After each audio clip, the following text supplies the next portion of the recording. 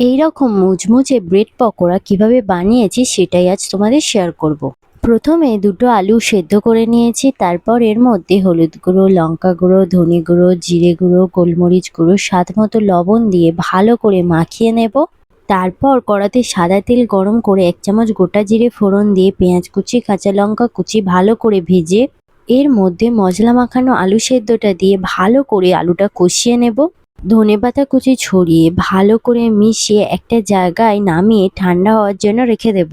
তারপর স্লাইস করা ব্রেডগুলি একটা ছুরির সাহায্যে দুভাগ করে কেটে নেব। একটা ব্রেডে আলুর পুরটা দিয়ে ওপর থেকে আর একটা ব্রেড দিয়ে ভালো করে চেপে দেব।